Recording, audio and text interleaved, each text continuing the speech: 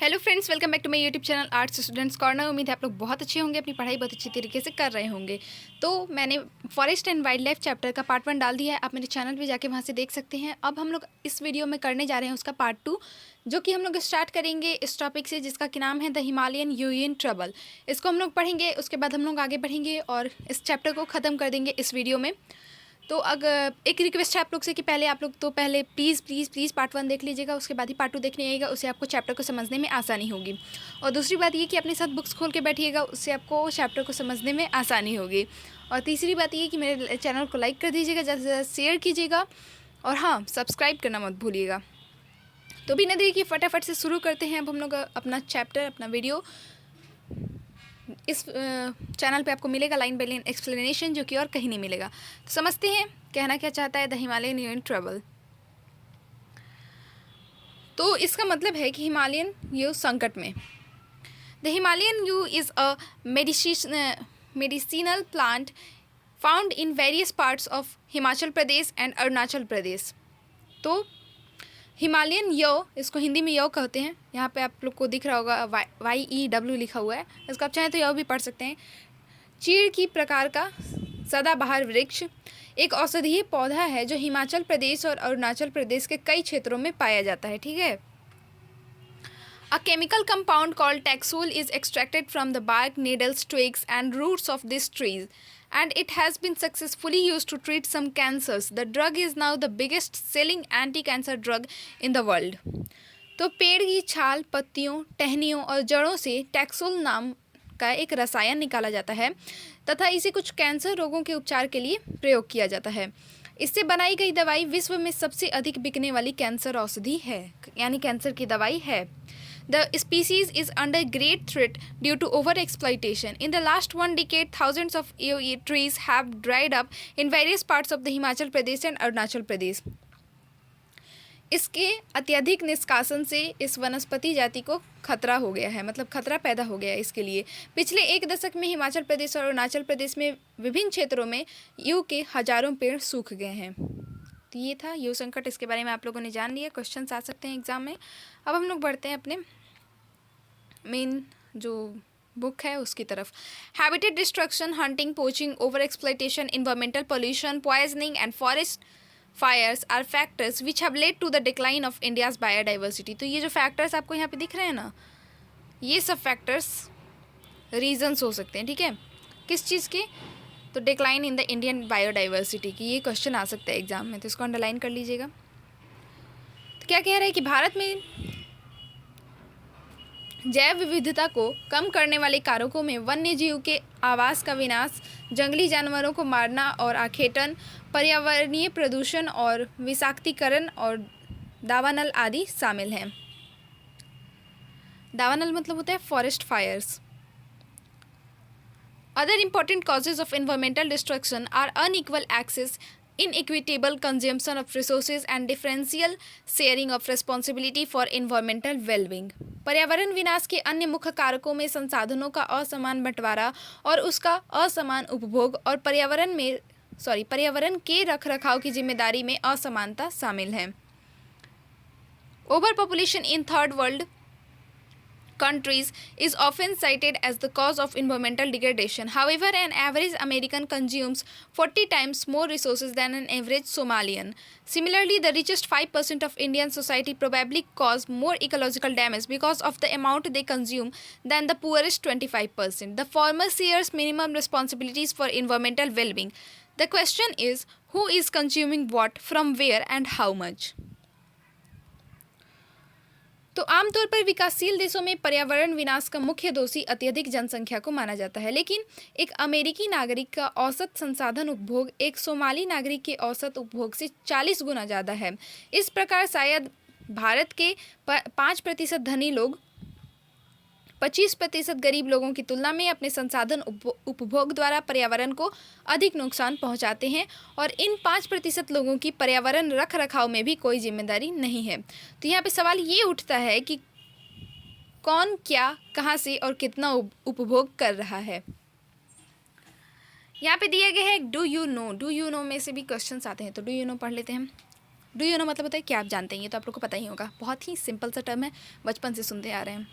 Do you know that over half of India's natural forests are gone, 1/3 of its wetlands drained out, 70% of its surface water body is polluted, 40% of its mangroves wiped out, and with continued hunting and trade of wild animals and commercially valuable plants, thousands of plant and animal species are heading towards extinction. तो क्या आप जानते हैं कि भारत के आधे से अधिक प्राकृतिक वन लगभग खत्म हो चुके हैं, 1/3 जलमग्न भूमि यानी कि वेटलैंड सूख चुकी है, 70% धरातलीय जल क्षेत्र यानी कि वाटर बॉडीज प्रदूषित हैं, 40% मैनग्रोव फॉरेस्ट क्षेत्र लुप्त हो चुका है, और जंगली जानवरों के शिकार और व्यापार तथा वाणिज्य की दृष्टि से कीमती पेड़ पौधों की कटाई के कारण हजारों वनस्पति और वन्य जीव जातियां लुप्त होने के कगार पर पहुंच गई हैं. एक्टिविटी दी गई, आप लोग को करना चाहिए, आप लोग की स्किल्स डेवलप होती हैं, तो एक्टिविटी आप लोग खुद से कर लीजिएगा. The destruction of forest and wild life is not just a biological issue. वनों और वन्य जीवन का विनाश मात्र जीवन विज्ञान का विषय नहीं है, मतलब विषय ही नहीं है, और the biological loss is strongly correlated with the loss of cultural diversity. जैव संसाधनों का विनाश सांस्कृतिक विविधता के विनाश से जुड़ा हुआ है. Such losses have increasingly marginalised and impoverished many, मैं भूल जा रही हूँ लाइन ही, indigenous and other forest dependent communities who directly depend on various components of the forest and wildlife for food, drink, medicine, culture, spirituality etcetera. जैव विनाश के कारण कई मूल जातियां और वनों पर आधारित समुदाय निर्धन होते जा रहे हैं और आर्थिक रूप से हाशिए पर पहुंच गए हैं. यह समुदाय खाने पीने, औषधि, संस्कृति, अध्यात्म इत्यादि के लिए वनों और वन्य जीवों पर निर्भर है. Within the poor, women are affected more than men. In many societies, women bear the major responsibility of collection of fuel, fodder, water, and other basic subsistence needs. तो गरीब वर्ग में भी महिलाएं पुरुषों की तुलना में अधिक प्रभावित हैं. कई समाजों में खाना, चारा, जल और अन्य आवश्यकता की वस्तुओं को इकट्ठा करने की मुख्य जिम्मेदारी महिलाओं की होती है. As these resources are depleted, the drudgery of women increases and sometimes they have to walk for more than 10 kilometers to collect these resources. जैसे ही इन संसाधनों की कमी होती जा रही है, महिलाओं पर कार्य भार बढ़ता जा रहा है और कई बार तो उनको संसाधन इकट्ठा करने के लिए 10 किलोमीटर से भी अधिक पैदल चलना पड़ता है. तो बैकग्राउंड में अगर आपको व्हीकल्स का आवाज़ है तो उसके लिए सॉरी, थोड़ा बहुत आप लोग एडजस्ट कर लीजिएगा, क्योंकि उसका मैं कुछ कर नहीं सकती हूँ. This causes serious health problems for women and negligence of home and children because of the increased hours of work, which often has serious social implications. The indirect impact of degradation, such as severe drought or deforestation, included floods, etc., also hits the poor the hardest. तो इससे उन्हें गंभीर स्वास्थ्य समस्याएं झेलनी पड़ती हैं. काम का समय बढ़ने के कारण घर और बच्चों की उपेक्षा होती है, जिसके गंभीर सामाजिक दुष्परिणाम हो सकते हैं. वन कटाई के परोक्ष परिणाम जैसे सूखा और बाढ़ भी गरीब तबके को सबसे अधिक प्रभावित करता है. Poverty in these cases is a direct outcome of environmental destruction. इस स्थिति में गरीबी पर्यावरण निम्नीकरण का सीधा परिणाम होता है. Therefore, forest and wildlife are vital to the quality of life and environment in the subcontinent. It is imperative to adapt to sound forest and wildlife conservation strategies. भारतीय उपमहाद्वीप में वन और वन्य जीवन मानव जीवन के लिए बहुत कल्याणकारी है, इसीलिए यह आवश्यक है कि वन और वन्य जीवन के संरक्षण के लिए सही नीति अपनाई जाए. अब हम लोग बढ़ते हैं अपने नेक्स्ट टॉपिक की ओर. नेक्स्ट टॉपिक हमारा क्या है? तो नेक्स्ट टॉपिक है हमारा conservation of forest and wildlife in India. तो conservation of forest and wildlife in India. Conservation मतलब क्या होता है? संरक्षण. फॉरेस्ट मतलब वन, वाइल्ड लाइफ मतलब वन्य जीवन, इंडिया भारत. तो भारत में वन और वन्य जीवन का संरक्षण. Conservation in the background of rapid decline in wildlife population and forestry has become essential. वन्य जीवन और वनों में तेज गति से हो रहे ह्रास के कारण इनका संरक्षण बहुत आवश्यक हो गया है.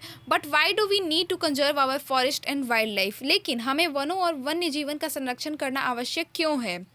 Conservation preserves the ecological diversity and our life support systems, water, air and soil. संरक्षण से पारिस्थितिकी विविधता बनी रहती है तथा हमारे जीवन साध्य संसाधन जल, वायु और मिट्टी बने रहते हैं।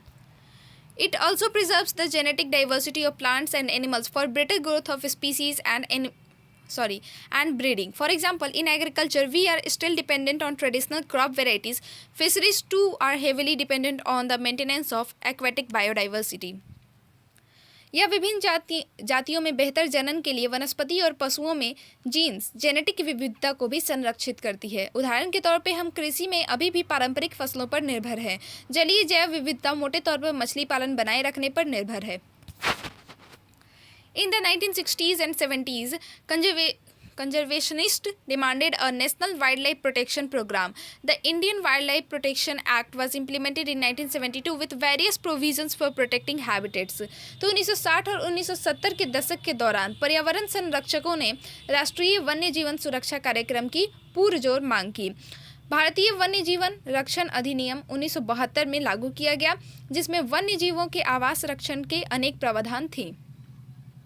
An all-India list of protected species was also published. The thrust of the program was towards protecting the remaining population of certain endangered species by banning hunting, giving legal protection to their habitats, and restricting trade in wildlife. तो इस सारे भारत में रक्षित जातियों की सूची भी प्रकाशित की गई। इस कार्यक्रम के तहत बची हुई संकटग्रस्त जातियों के बचाव पर शिकार प्रतिबंधन, वन्य जीवन आवासों का कानूनी रक्षण तथा जंगली जीवों के व्यापार पर रोक लगाने आदि पर प्रबल जोर दिया गया। Subsequently, central and many state governments established national parks and wildlife sanctuaries, about which you have already studied. तत्पश्चात केंद्रीय सरकार और कई राज्य सरकारों ने राष्ट्रीय उद्यान और वन्य जीवन पशु विहार यानी कि सेंचुरी स्थापित किए, जिनके बारे में आप पहले पढ़ चुके हैं। The central government also announced several projects for protecting specific animals which were gravely threatened, including the tiger, the one-horned rhinoceros, the Kashmir stag or hangul, 3 types of crocodiles, freshwater crocodile, saltwater crocodile, and the gharial, the Asiatic lion, and others. तो केंद्रीय सरकार ने कई परियोजनाओं की भी घोषणा की, जिनके उद्देश्य गंभीर खतरे में पड़े कुछ विशेष वन प्राणियों को रक्षण प्रदान करना है। इन प्राणियों में बाघ, एक सींग वाला गेंडा, कश्मीरी हिरन अथवा हंगूल, 3 प्रकार के मगरमच्छ, स्वच्छ जल मगरमच्छ, लवणीय जल मगरमच्छ और घड़ियाल, फिर से एशियाई शेर और अन्य प्राणी शामिल हैं। तो ऊपर आपको वन हॉर्न राइनोसोरस का फिगर दिया हुआ है, नहीं, one horn Kaziranga national park का आपको दिया गया है।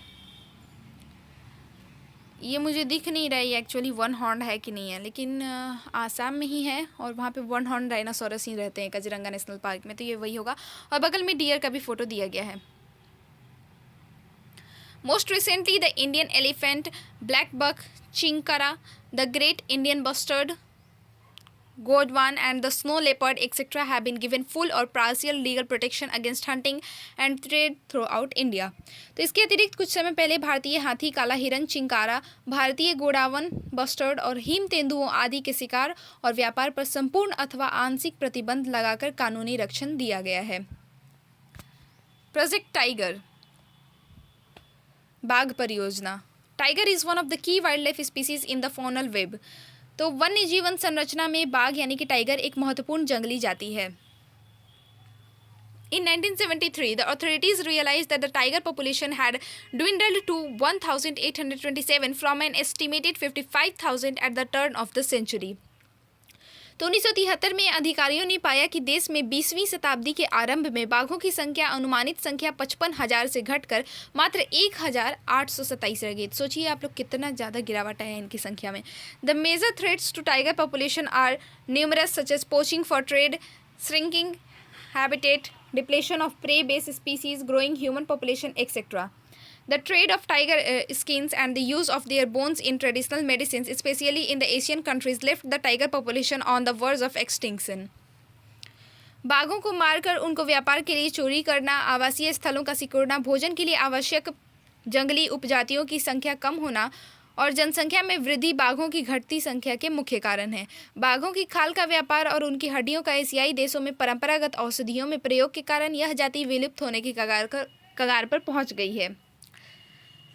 Since India and Nepal provide habitat to about 2/3 of the surviving tiger population in the world, these two nations became prime targets for poaching and illegal trading.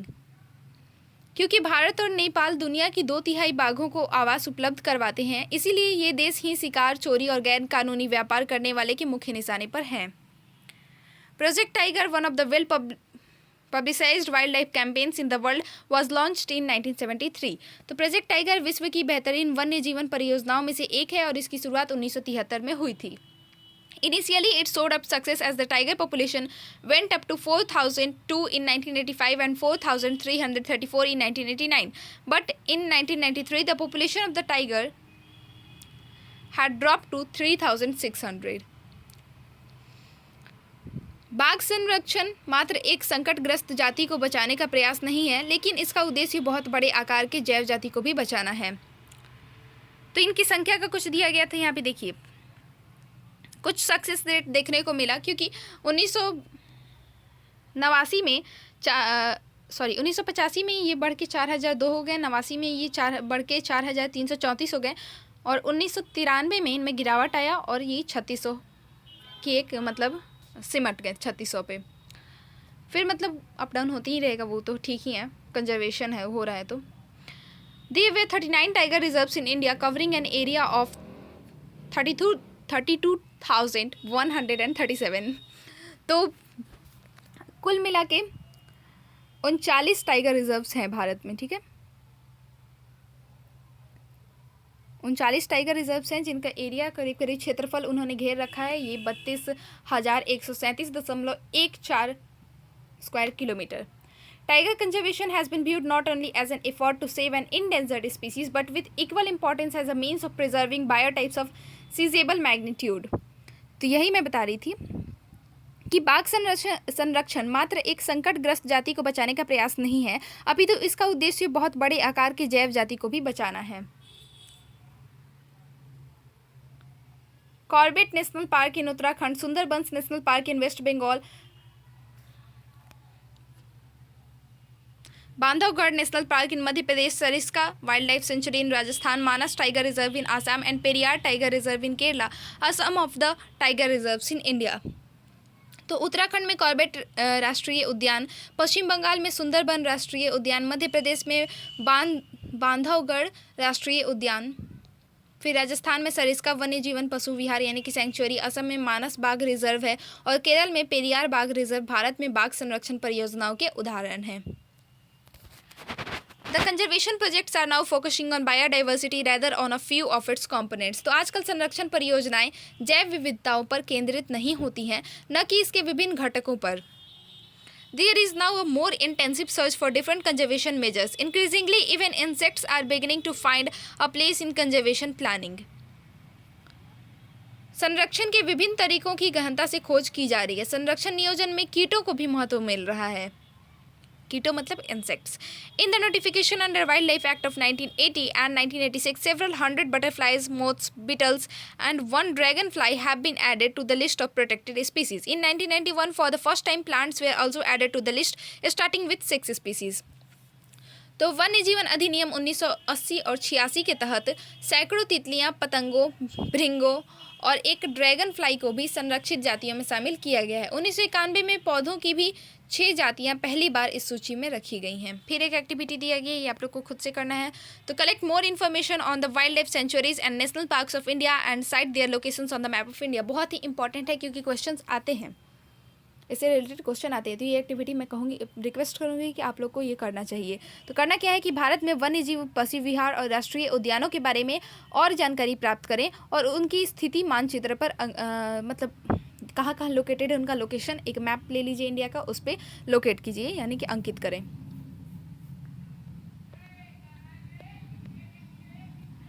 अब है types and distribution of forest and wildlife resources, यानी कि one और वन्य जीव संसाधनों के प्रकार और वितरण। डिस्ट्रीब्यूशन मतलब होता है वितरण। तो अब हम लोग यहाँ से पढ़ना शुरू करते हैं. Even if we want to conserve our vast forest and wildlife resources, it is rather difficult to manage, control and regulate them. यदि हम वन और वन्य जीव संसाधनों को संरक्षित करना चाहें तो उनका प्रबंधन, नियंत्रण और विनियम अपेक्षाकृत कठिन है. In India, much of its forest and wildlife resources are either owned or managed by the government through the forest department and other government departments. Bharat में अधिकतर वन और वन्य जीवन या तो प्रत्यक्ष रूप से सरकार के अधिकार क्षेत्र में है या वन विभाग अथवा अन्य विभागों के जरिए सरकार के प्रबंधन में है. तो these are classified under the following categories.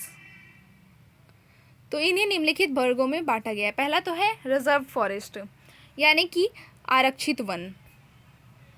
More than half of the total forest land has been declared reserve forest.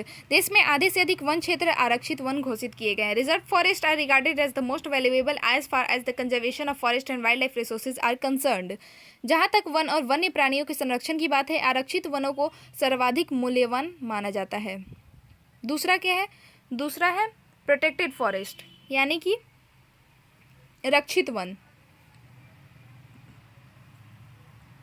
Almost 1/3 of the total forest area is protected forest as declared by the forest department. This forest land are protected from any further depletion. One विभाग के अनुसार देश के कुल one क्षेत्र का 1/3 हिस्सा रक्षित है. इन वनों को और अधिक नष्ट होने से बचाने के लिए इनकी सुरक्षा की जाती है. थर्ड देखते हैं क्या है. थर्ड है हमारा अनक्लास्ड फॉरेस्ट, यानी कि अवर्गीकृत one. These are other forest and wastelands belonging to both government and private individuals and communities. तो अन्य सभी प्रकार के वन और बंजर भूमि जो सरकार, व्यक्तियों और समुदायों के स्वामित्व में होते हैं, अवर्गीकृत वन कहे जाते हैं. Reserved and protected forests are also referred to as permanent forest estates maintained for the purpose of producing timber and other forest produce and for protective reasons. आरक्षित और रक्षित वन ऐसे स्थायी वन क्षेत्र हैं जिनका रखरखाव इमारती लकड़ी, अन्य वन पदार्थों और उनके बचाव के लिए किया जाता है. Madhya Pradesh has the largest area under permanent forest constituting 75% of its total forest area. Madhya Pradesh में स्थायी वनों के अंतर्गत सर्वाधिक क्षेत्र है जो कि प्रदेश के कुल वन क्षेत्र का भी 75% है. Jammu and Kashmir, Andhra Pradesh, Uttarakhand, Kerala, Tamil Nadu, West Bengal and Maharashtra have large percentage of reserve forest of its total forest area, whereas Bihar, Haryana, Punjab, Himachal Pradesh, Odisha and Rajasthan have a bulk of it under protected forest. तो इसके अतिरिक्त जम्मू और कश्मीर, आंध्र प्रदेश, उत्तराखंड, केरल, तमिलनाडु, पश्चिम बंगाल और महाराष्ट्र में भी कुल वनों में एक बड़ा अनुपात आरक्षित वनों का है, जबकि बिहार, हरियाणा, पंजाब, हिमाचल प्रदेश, ओडिशा और राजस्थान में कुल वनों में रक्षित वनों का एक बड़ा अनुपात है. All northeastern states and parts of Gujarat have a very high percentage of their forest as unclassed forest managed by local communities. पूर्वोत्तर के सभी राज्यों में और गुजरात में अधिकतर वन क्षेत्र अवर्गीकृत वन हैं तथा स्थानीय समुदायों के प्रबंधन में हैं. अब देखते हैं कम्युनिटी एंड कंजर्वेशन. कम्युनिटी मतलब क्या होता है? समुदाय. कंजर्वेशन मतलब वन संरक्षण. देख लेते हैं. Conservation strategies are not new in our country. तो वन संरक्षण की नीतियाँ हमारे देश में कोई नई बात नहीं है. We often ignore that in India forest are also home to some of the traditional communities. तो हम आमतौर पर इस बात से अनजान हैं कि वन हमारे देश में कुछ मानव प्रजातियों के आवास भी हैं. In some area of India local communities are struggling to conserve this habitats along with government officials recognising that only this will secure their own long term livelihood.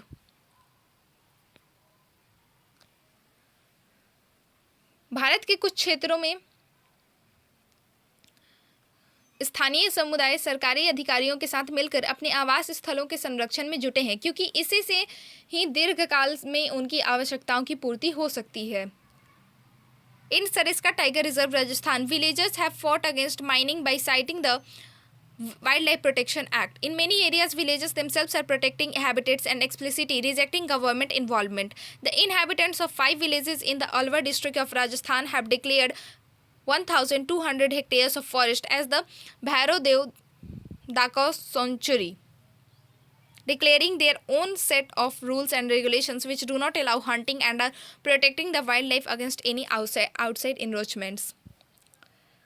तो सरिस्का बाघ रिजर्व में राजस्थान के गांव के लोगों वन्य जीवन संरक्षण अधिनियम के तहत वहां से खनन कार्य बंद करवाने के लिए संघर्षरत हैं। कई क्षेत्रों में तो लोग स्वयं वन्य जीव आवासों की रक्षा कर रहे हैं और सरकार की ओर से हस्तक्षेप भी स्वीकार नहीं कर रहे हैं। राजस्थान के अलवर जिले में 5 गाँवों के लोगों ने तो 1200 हेक्टेयर वन भूमि भैरव देव डाकौ सेंचुरी घोषित कर दी, जिसके अपने ही नियम कानून हैं जो शिकार वर्जित करते हैं और बाहरी लोगों की घुसपैठ से यहाँ के वन्य जीवन को बचाते हैं। Sacred groves a wealth of diverse and rare species, तो यानी कि पवित्र पेड़ों के झुरमट, विविध और दुर्लभ जातियों की संपत्ति। Nature worship is an age old tribal belief based on the premise that all creations of nature have to be protected. प्रकृति की पूजा सदियों पुराना जनजातीय विश्वास है जिसका आधार प्रकृति के हर रूप की रक्षा करना है। Such beliefs have preserved several virgin forest in pristine form called sacred groups, the forest of god and goddesses. इन्हीं विश्वासों ने विभिन्न वनों को मूल एवं कौमार्य रूप से बचाकर रखा है, जिन्हें पवित्र पेड़ों के झुरमुट यानी देवी देवताओं के वन कहते हैं। These patches of forest or parts of large forest have been left untouched by the local people and any interference with them is banned। तो वनों के इन भागों में या तो वनों के ऐसे बड़े भागों में स्थानीय लोग ही घुसते हैं, न कि किसी और को छेड़छाड़ करने देते हैं। Certain societies revere a particular tree which they have preserved from time immemorial। तो कुछ समाज कुछ विशेष पेड़ों की पूजा करते हैं और आदिकाल से उनका संरक्षण करते आ रहे हैं। The Mundas and the Santhal of Chhota Nagpur region worship mahua and kadamba trees, and the tribals of Odisha and Bihar worship the tamarind and mango trees during weddings. To many of us peepal and banyan trees are considered sacred to many of us.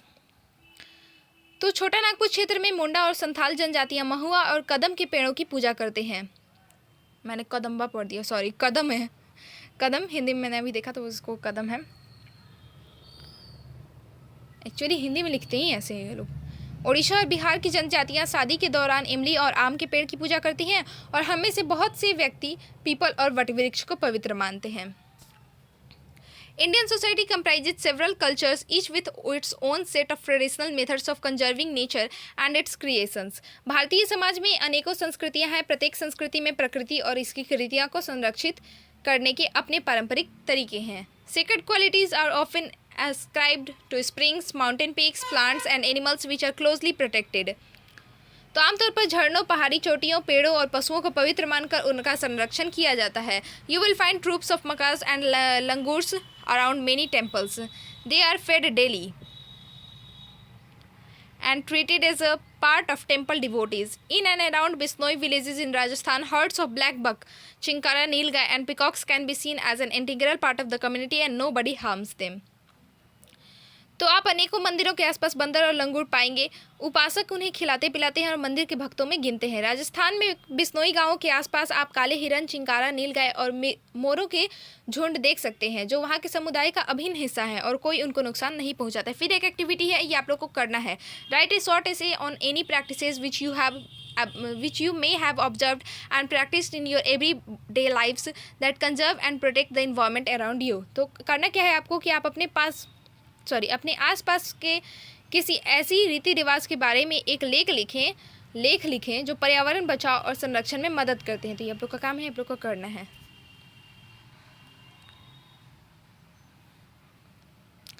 The famous Chipko movement in the Himalayas has not only successfully resisted deforestation in several areas but has also shown that community afforestation with indigenous species can be enormously successful। Himalaya में प्रसिद्ध चिपको आंदोलन कई क्षेत्रों में one कटाई रोकने में ही कामयाब नहीं रहा, अपितु यह भी दिखाया कि स्थानीय पौधों की जातियों का प्रयोग करके सामुदायिक वनीकरण अभियान को सफल बनाया जा सकता है। Attempts to revive the traditional conservation methods or developing new methods of ecological farming are now widespread। तो पारंपरिक संरक्षण तरीकों को पुनर्जीवित अथवा पारिस्थितिकी कृषि के नए तरीकों का विकास अब व्यापक हो गया है। Farmers and citizen groups like the Beej Bachao Andolan in Tehri and the Navdanya have shown that adequate levels of diversified crop production without the use of synthetic chemicals are possible and ecologically viable।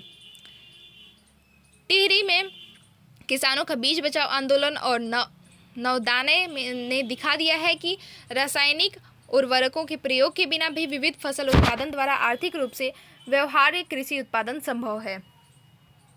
In India, Joint Forest Management (JFM) program furnishes a good example for involving local communities in the management and restoration of degraded forest. तो भारत में संयुक्त one प्रबंधन कार्यक्रम क्षरित वनों के प्रबंध और पुनर्निर्माण में स्थानीय समुदायों की भूमिका के महत्व को उजागर करते हैं.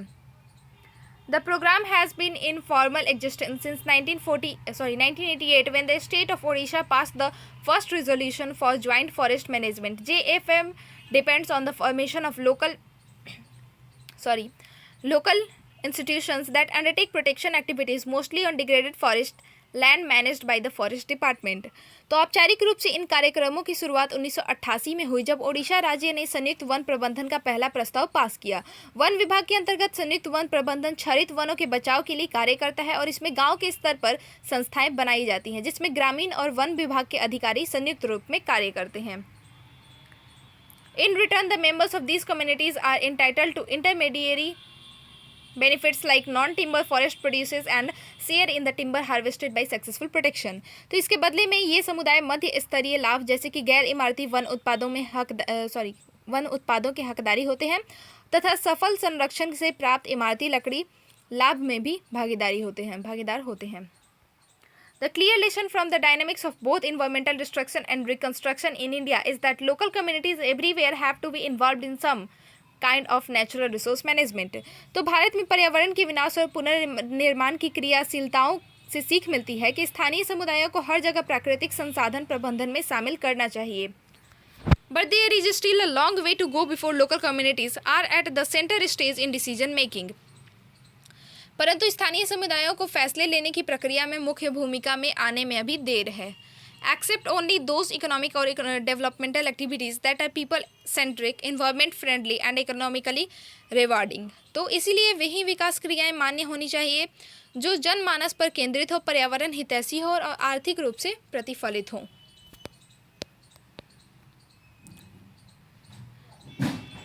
The tree is a peculiar organism of unlimited kindness and benevolence and makes no demand for its sustenance and extends generously that the products of its life activity. It affords protection to all beings, offering shade even to the X-man who destroy it.